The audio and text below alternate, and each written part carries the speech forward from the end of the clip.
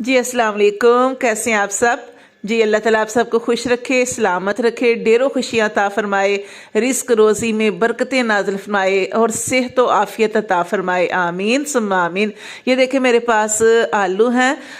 मैं आपको ये बताना चाह रही हूँ कि जैसे आपके पास टाइम थोड़ा है और घर में सालन भी कोई मौजूद नहीं है और आपके पास एक या दो आलू पड़ा है और आप चाहती हैं कि जल्दी से जो है वो ये सालन बन जाए, तो आपने क्या करना है कि तवे के ऊपर आप इसको बना सकते हैं। और यकीन करें जब आप तवे के ऊपर बनाते हैं ना तो बहुत टेस्टी आलू बनते हैं। तो मैंने चूँकि आज बनाए थे तो मैंने सोचा को आपको भी ये शेयर कर दूँ ये बात, ताकि आप भी जल्दी जल्दी से इसको बना लिया करें। कैसे आपने क्या करना है कि आपने ये देखें आलू है, इनको लेने के बाद अच्छे से धो लें। धोने के बाद इसकी कटिंग कर लें किसी भी शेप में। कटिंग करने के बाद आपने इसमें छोटा सा प्याज डाल दें। अगर आप डालना चाहते हैं लहसुन अदरक डाल दें।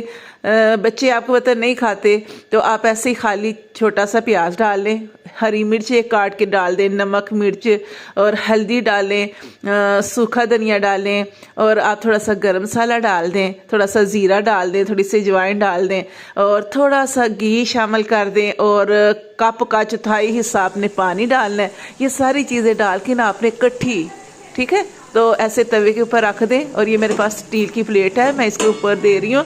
तो यकीन करें आप फिर 2 मिनट बाद ढक्कन उठाएं, इसको हिलाएं और दोबारा उसके ऊपर ढक्कन रख दें। फिर 2-3 मिनट बाद दोबारा उठाएंगे, बिल्कुल हल्की आंच पे आपने रखना है। तो ये देखिए कितने अच्छे आलू तैयार हो गए हैं। ज़रूर बनाइएगा, यकीन करें इतने टेस्टी बनते हैं ना कि आप खाएंगे तो बहुत मज़ा आएगा।